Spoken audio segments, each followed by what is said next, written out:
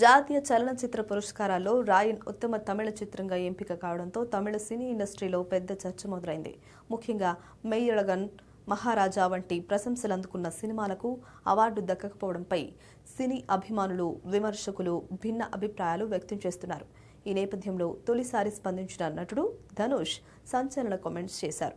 ఈ అవార్డుపై వస్తున్న విమర్శలను తాను తప్పుగా భావించడం లేదని చెప్పారు. మెయ్యళగన్, మహారాజా వంటి చిత్రాలు కూడా జాతీయ అవార్డుకు పూర్తిగా అర్హమైనవేనని అంగీకరించారు.